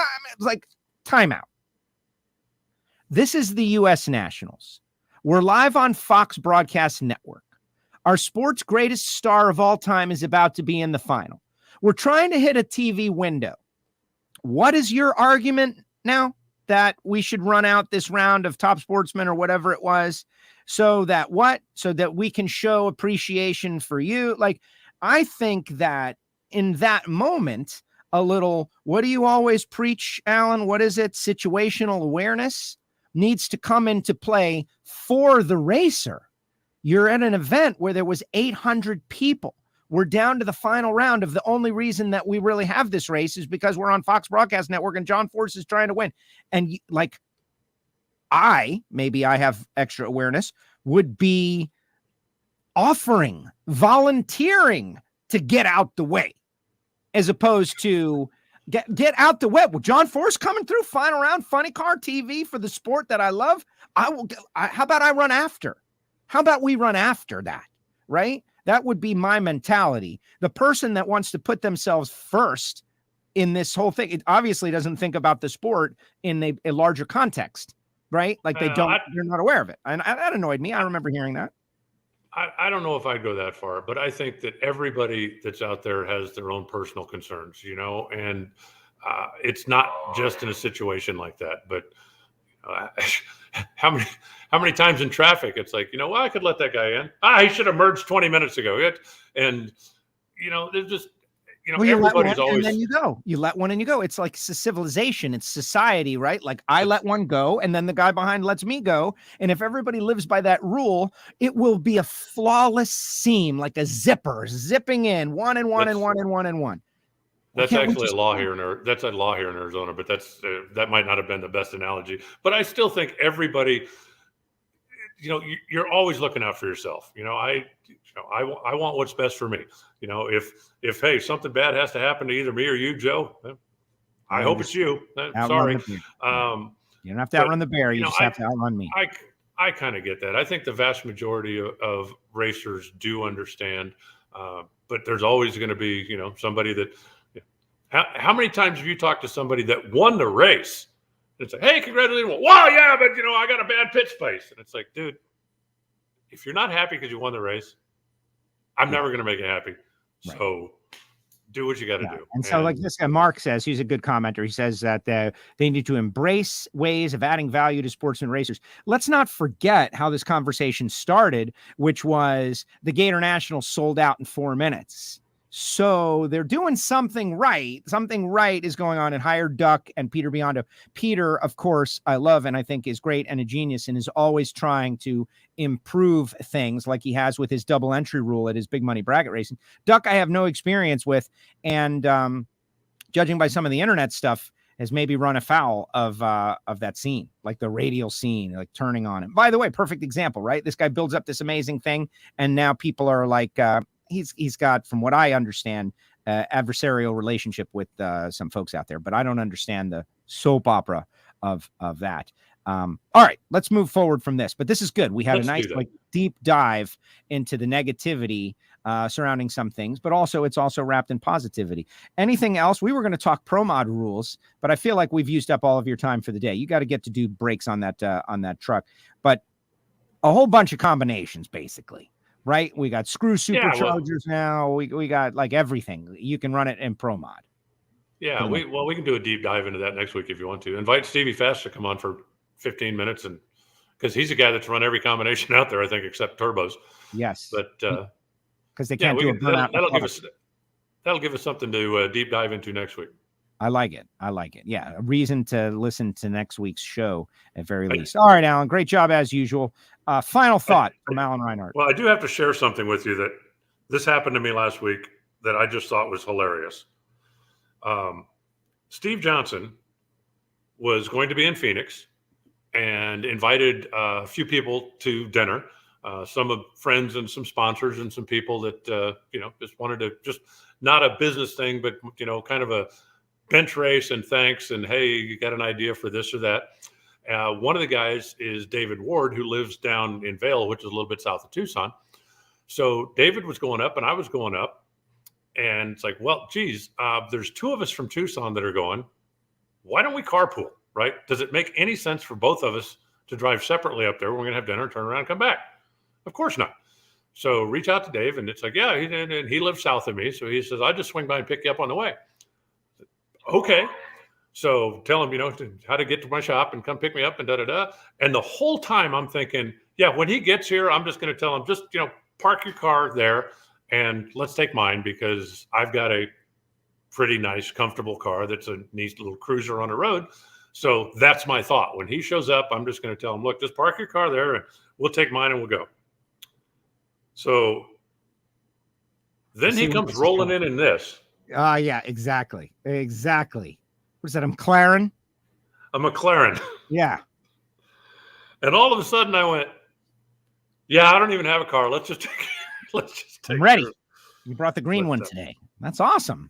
I just really thought that was hilarious because the whole time, I know David, I don't know him well. And I had no idea that he had one of those things, but the whole time I'm thinking, yeah, when he gets here, we'll just take my car. And then he goes, yeah, I guess we'll take yours. But anyway, I thought that was funny and I wanted to share it. Love McLaren. How was Steve? Was he good? Yeah. Yeah. He's, looking forward to next year and looking forward to getting going again. And, Steve always, what can we do to better promote pro stock motorcycle in particular and NHRA in general? But for the most part, it was just like a really entertaining, lively, fun conversation and a nice dinner. So I'm glad I got invited. Thanks, Steve. Excellent. And thanks, Dave, for the ride up and back. Yeah. And both of y'all. Thanks for nothing.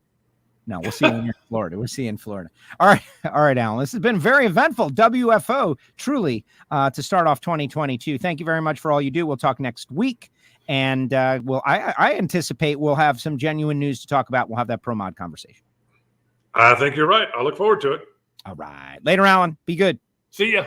There you go. I got to go full screen and wave goodbye to Alan. There he is. Alan Reinhardt. Thank you very much. There you go. WFO. How about it? We went for over an hour and a half, just like attacking the audience, attacking them for their opinions, telling them they're wrong, that they have no clue. Well, like Earl here. 60 spots in super gas. There was 198 in the day. That's why they sell it. Well, yes, we talked about that at the very beginning, but why does everybody have 60-foot long double stacker trailers with a 50-foot window? But like, there's only so much real estate and there's also only so much time to run the cars. Like, these are things that I once thought too, like time to run the cars. Like, we start these races at, we're calling cars to the lanes at 7:30 in the morning, sometimes earlier, and we're running nonstop all day till Sunday afternoon. And people still say that they're too long. So I don't know if we're going to double that car count. And think about it. They're leaving money on the table. If you had 198 super gas cars, like how many folks out there on, and there's another thing too. It's like entertainment value for folks. You're on NHRA.TV. How many people want to watch a 2-hour super gas session? These are all things. And all I want for 2022 is for people to think about the next layer or two. And I'm not saying I know what it is, because I don't. Well, what is this? What is the reason for this? And there's typically a reason. And then there's a reason for the reason. Like, we get to a place, like there are people right now who believe the earth is flat because they never seen it. Like, they don't trust, right? If that's a real problem in America, in the world, that people believe the world is flat, well, like drag racing, like, who knows what people think? So we got to all try better. We got to do better. We got to reach out to Justin and tell him, no, dude, we love super gas and we love cars that don't run nitro. But the reason that there's 20,000 to 30,000 people in the stands is because of nitro, because they're unearthly machines that do things that something that's not on nitro cannot do. It's simple as that. There's a reason why people go to the Cape and watch rockets get launched, and because it's amazing. It's amazing. And if you've got a race car and you spent a whole bunch of money getting your race car to go the same ET or to go super fast, right? You should probably appreciate the miracle of nitro cars. You should appreciate it. And the fact that this sport has been around for 70 years and it's on Fox and it's got all this great stuff, but you obviously don't feel included. You don't feel included in that, but you are. You are included. When you're out at an NHRA national event, there's people watching you. You might win best appearing. You might win best engineered. You might go a couple of rounds. You might get on TV. You might be featured in some social media. There's a whole bunch of reasons. You can create a little business for yourself. There's a whole bunch of things that you could be doing. Like, what's your social media feed? Like, how are you doing? Are you doing a good job promoting yourself? Are you letting the people like me and Alan know who you are and what you do and why you're interesting? Are you doing something, or are you just standing back demanding in an entitled way? And I don't mean Justin. I don't know. I know you, not you.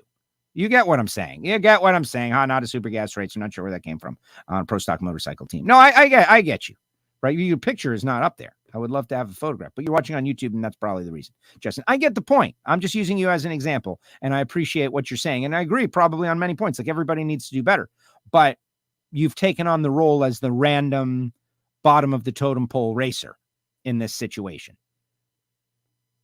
I think it's the nitro cars bring all these people to the track. And then it is all of our job to try to siphon some of those casual fans that are just amazed by the noise. I was sitting in the stands not long ago, and someone was telling someone else that Austin Coyle was John Force's crew chief. And we put all this investment in, announcers and being knowledgeable and coming up with information. And the fans in the stands, they're not listening. Oh, no, they're hanging out with their buddy. They got a beverage. They're talking to their friends. They're telling them stuff that they think they know that they don't know. Yeah, man, Austin Coyle. Yeah, no, Austin Coyle's been gone for 10 years. But do you intervene? Like, there could be a whole Twitter account, things heard in the stands at the NHRA, that are just flat out wrong. Was it Betty White? Could have been. All right, let me get going in the right direction here. Mark, I had a nice chat with Steve Johnson in Pomona. The dude deserves a title. Okay, let's be harsh. Deserving a title, you got to go out there and you got to take it. I think Steve could. I think Steve could. If Steve uses the information that he learned and this most recent experience and applies to it, especially if Matt Smith is going to try to switch to Suzuki and Matt Smith's going to have all that Scrappers Racing stuff on his mind. Like, you can maybe bog him down a little bit and Steve can just figure out how to get over the top. Joe, audio at the track for the most part blows. I don't know. I think the NHRA sound system is good. I feel like our sound system is good, but we do have a very challenged situation, these loud cars. Blake says, I'm so excited about going to Pomona in February. I can't wait. Blake, you're going to Pomona. Oh my gosh, you're going to love it. The Winter Nationals. What is the outlook for full pro fields this year? It's great, Terry. Excellent. I don't know. I feel like it will be, we'll just have to see. In my opinion, pro mod racing will never work on quarter mile. In this day, pro mod is an 8th mile class. Yeah. And like you talk to a guy like me, like let me be negative, like 8th mile racing versus quarter mile racing. Like I would never choose that. I think, look at all the people that rejected the sport going from a quarter mile to 1,000 foot. But now you want to go to 8th mile. What will those people say? Like, are we going to gain anybody by going to 8th mile? I see the 8th mile racing. I watch it. It's interesting. I like it. But I guess it's all what you're used to. I was raised on quarter mile drag racing. I've recently seen the interview with Cami Caruso. I didn't realize the equipment she used would be the former Gray Power. Justin, we've said that like 100 times. We broke that story. We didn't break it, but we were on the razor's edge, the bleeding edge of that story. When was the last time that equipment was used? Probably by Tanner Gray. And remember, the Titan Racing Engines folks, which was formerly Gray Motorsports, which we definitely told you when Eric Latino bought that deal, they're going to maintain it. So it's their stuff. Which that tells me that Camry's going to have a lot of power. My whole thing is, I've heard things about those engines, like legendary stuff. Like you may recall when Erica was on here, that they bought some of the former Gray stuff, and there were parts from space. They were just like, what? The little tidbits that you guys add to the broadcast in time runs and eliminations, the racers, show that they are trying and not just here's another car or so. Well, I don't want to talk about what the effort that we put into it because, frankly, it is what it is. Just like Racing Flying Ryan, right? The video will be out soon. I lost. The reasons why and all that stuff, nobody cares about any of that. You just do the best you can as long as you can. Drag racing fans are weird and never talk about the competition, just the money, like nothing else that we've seen from Formula One and NASCAR fan. There's valid reasons with everything. Formula One is the world's most popular motorsport. They travel. It's the world's most expensive motorsport. It's the world's most lucrative motorsport. It's the world. It's a worldwide phenomenon, right? But a lot of people here in the United States don't like it. Now it's an American thing, owned by Americans, run by Americans. So maybe that's changing. And obviously the Netflix show, like, look at that. The Netflix show, Drive to Survive on it's about Formula One, fundamentally restructured the appreciation of the sport in the United States of America. Why? How? By showing the drivers outside of the cars. And NHRA knows this, and they've got a couple of shows that are in pre-production, and that is good news. Look, there's always tough. We've got tough questions. Like, we have 2 nitro categories. In each nitro category, we have between 16 and 20 cars, top fuel and funny car. Imagine if we only had 1 nitro category and we forced the remnants to choose either top fuel, funny car, or retire. Get the heck out. What would happen? Suddenly, you'd have double the time to talk about the category. It's been said for 100 years, like, why don't they put the results of the NHRA in various newspapers? Well, there's 4 winners. There's 3 winners. We like a sport where there's only 1 winner. So do we want to call that a negative, or do we want to just accept it as a positive? I'm not getting rid of pro stock motorcycle. I'm not getting rid of pro stock. I'm not getting rid of funny car or top fuel. They're all different. They're all great. Well, but think of how much more time we would have to develop the personalities in each category if we just got rid of all but 1. Only funny car. Everybody else get out. Funny car only. There you go. Suddenly, and you got 3 hours to cover a funny car race, or 2 hours, right? Like, man, there's a solution. Not a good one. Not if you love drag racing.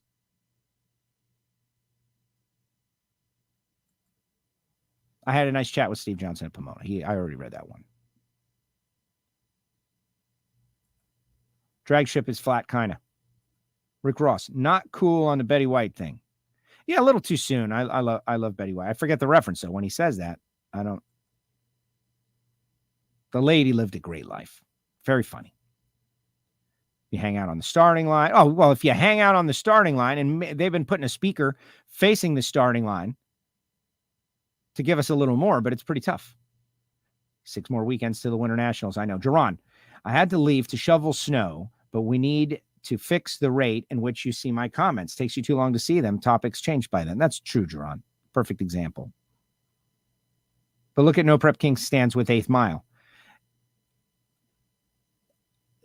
Okay, Palm Beach had a good crowd. It's definitely a better stadium. Like, if you want to do that, like, yeah, that's a good compromise. Like, let's build all tracks for 8th Mile and like build them stadium, and you need a lot less real estate. Like, right, there's a pro to that argument you're making. There's a big pro. Like, think of all the great stuff you could do. You can maybe build an indoor 8th Mile drag strip.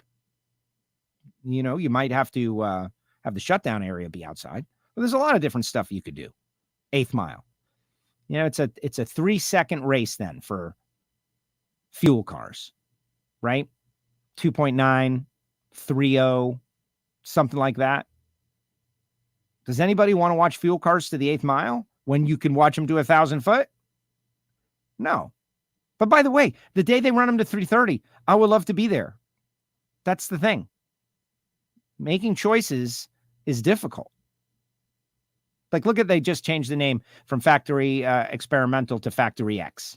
I was thinking about this the other day, looking at the rule book, right? AFX. Remember, they came up with this whole thing, AFX, right? Now they just changed it to Factory X.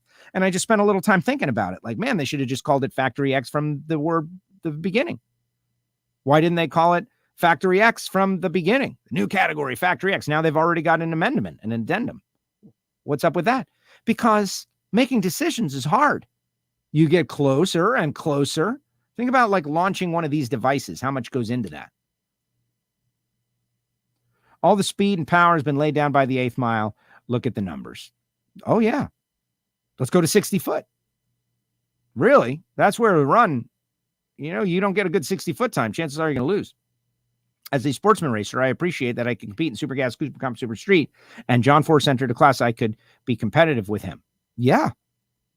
Justin got Tampa Bay Race Runner was a great time. I hope I had more time to go, more people go check that out. Yes, Justin. And you were out there. Right now, I know. The picture helps so much. We had a great time. And Ryan needs to do that every year. Because the first one, like, nobody knows what the heck it was going to be. And all you guys out there in the Corey Reed deal and everybody, like, that was flat out fun. And Ryan doing a great job for teaching people like what drag racing is all about. Give them an opportunity. I need a bat phone for your show. You have a bat phone, and you can text me at any time, Jerron. I don't know what the text would have been. Like, read my comment. People pay to see personalities. Well, some do. The NHRA universe is totally unique. Let's assume there's 30,000 people at a race, okay? 10,000 of those people are there to see loud, fast cars that go 300 miles per hour. And they don't know about the points, nor do they care. They don't know about the World Championship, nor do they care. I'm talking at the Auto Club finals, right? Like the finals, the championships are on the line, the countdown, we made a big bit of it. There's a huge percentage of the people that are there at the race know nothing about it. Zero. They want to see loud, fast cars. Can you believe how loud these cars are? No, man, I can't believe it. I didn't realize. Wow, aren't they super fast? Wow. Yeah, man, I was scared when they started. At least a third. At least a third.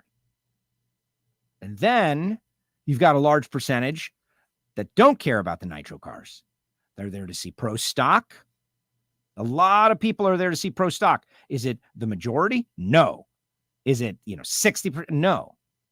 But if you cut 30%, 25% of the people that are just there to see pro stock and comp, stock, super stock. You got a group of people that are there to go see that. I got friends, a bunch of them. They go to the Gator Nationals on Friday only. They want to see stock, super stock.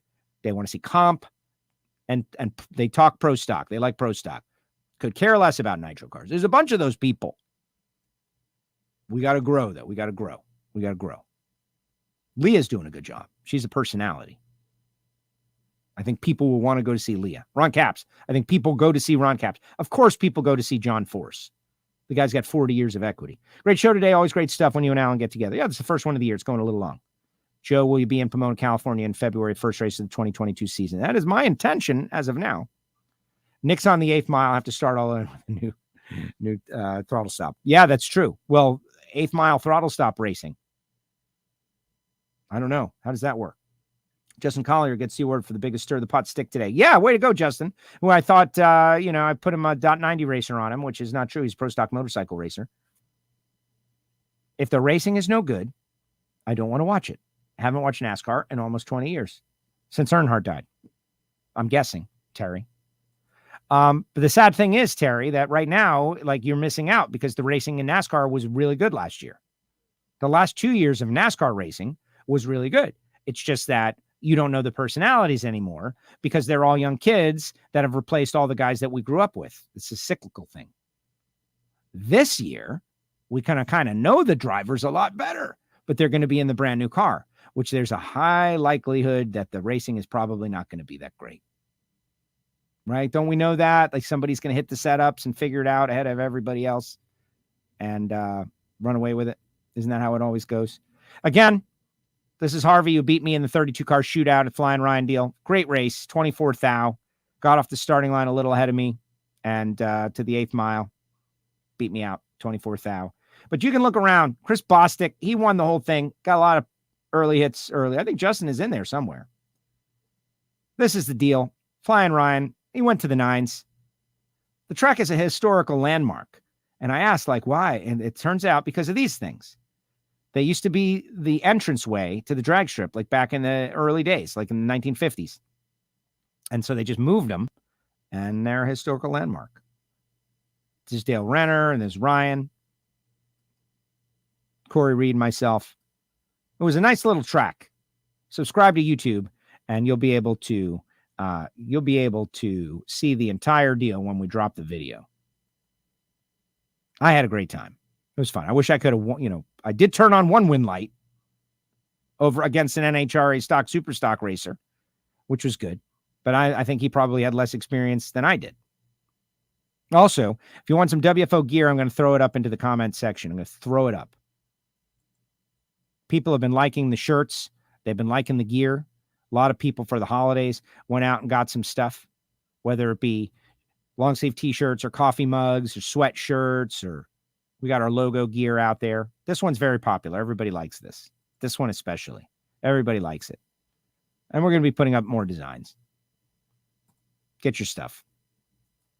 All right. Before I read your final comments, I'm going to say thanks to the people who make it possible, like Patreons.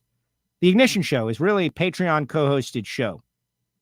Happy birthday to Sue Morris and Marvin Rodak and everybody who supports the show. Thank you very much. We're over 50 Patreons now. It's a shocking development. They pay a little something extra for the show to be part of the VIP membership club. And it's amazing. And it's very helpful to the business of WFO Radio. Patreon.com/WFO Radio, or just go to our website and you'll find it. Patreon. Frank Hawley's Drag Racing School. I'm trying to come up with different things. In fact, we're going to have an event where the Patreons all show up at that event. I'm thinking it's going to be Indy, just because that's convenient. Frank Hawley's Drag Racing School, frankhawley.com. Dragster Adventure, Drive a Dragster, which I really believe, like, doing the Dragster Adventure is the natural evolution from racing the Flying Ryan race. Joe versus Pro is something that needs to continue, except maybe in Frank Hawley cars next, right? I'm excited about it. Samtech.edu, the School of Automotive Machinists and Technology. Start your education at full speed. Ultimately, this sport is nothing and it doesn't exist without these guys. The engine builders, the machinists, the tuners, the programmers. Not saying you got to go through Sam Tech, but they're a good way to get started. But we were talking a little bit about Steve Petty earlier. Like, think about that guy, Pro Line Steve Petty. Wins the Pro Mod Championship, wins the No Prep Kings Championship. That guy. Star super tuner. Who deserves to be famous, really? The driver of the car, the guy who pays the bills, or the guy who makes the calls? You know, we talk about Dick Venables, Dickie's dad, passing away at the very start of the show. Obviously, may he rest in peace. And you think about Dickie and Ron Tobler. But those guys who make the calls, they're really the stars. They're the ones that make it happen. It's amazing. And they're all really smart, and they're all kind of unsung heroes. If anyone's got a beef, complaint, I think it's those crew chiefs. They got the stress. Total Seal Piston Rings, the leader in ring seal technology, totalseal.com. Thinking of Hartford, right? Star driver, personality, character, business owner. Supporting WFO Radio, reaching out like, hey, let's do a podcast. We're doing it. Hidden Horsepower, Apple Podcasts, Spotify. You got to search it, Hidden Horsepower. The one with Larry Morgan and the one with Gary Stinnett and the one with Frank Iaconio, like the last several have been just great. But Larry Morgan talking about racing Danny Jessel's Equal 8 engine, like the whole subculture within motorsports of the engine guys. Like, oh my gosh, I knew it was a thing, but now I understand it so much more thanks to doing Hidden Horsepower. It's a network. They all know each other. They're all keeping up with each other. Who's building engines for this or building engines for that. And the way the NHRA and the drag racer is viewed within that community. It's really amazing. But you got to listen to the Larry Morgan episode. He just rapid fires, talks about Roger Penske and Penske offering Larry opportunity to use Ilmor to design pistons and rings for his pro stock car in 1990 or something like that. And he tells the story that Ilmor came back with something. Here it is. This is what we have designed for you. And how did it go? You got to listen. Check it out. And Marvin Rodak, RodaxCoffeeandGrills.com, hot sauces and spice rubs. Everything good. Rodax. Grills, tools, tips, information. He's located in Fort Worth, Texas. If you're down there in Texas, 817-924-6821. Call Marvin. If you want free stickers, I'll send you some. Castello Media /WFO stickers, P.O. Box 848-353, Pembroke Pines, Florida 33084. And to everybody who sent me a Christmas card, thank you very much for that. That was amazing. Going over to the P.O. Box, someone sent me something. Oh my gosh. Thank you for that, guys. I had a great winter break, but now it's time to go. Check out the Ignition Show. A lot of fun. Talk a little Miami Dolphins football. I talked about Boba Fett. Talked about the new Matrix movie. Yes, I do have other interests other than drag racing. In addition to drag racing. Let's see what you got to say before we bounce on out of here. I'm going to start from the end. The Nitro Pros have changed from just the leakers that slow the show down, plus, what is it? A plus for them. Well, also NHRA mandating a bunch of rules to prevent the leakers. Like, it's not, they didn't do it voluntarily. Like, that's the thing. I had a conversation with Corey Reed about safety gear. And Corey gave me some personal insight into his deal, which I'm not going to give all of it because I felt like it was a kind of a personal conversation, but different safety stuff. And we both agreed that if wearing a helmet wasn't mandatory, there would be people who wouldn't be wearing a helmet on the drag strip in a fast car. So when it comes to the leakers and everything, I think NHRA deserves credit. Great show, Joe. A little weird, but cool at the same time. Yeah, different. 2022. It's going to be different. Alan is a bag of hot air. Get out of here. The award is the Bag of Hot Air Award, my opinion, when he tries comedy on NHRA.tv. Yeah, except we can't see who you are. You leave Alan alone. We love Alan Reinhardt. Wonderful show today, says Lonnie. Lonnie, you like them all, though, man. No offense. But you're very positive all the time.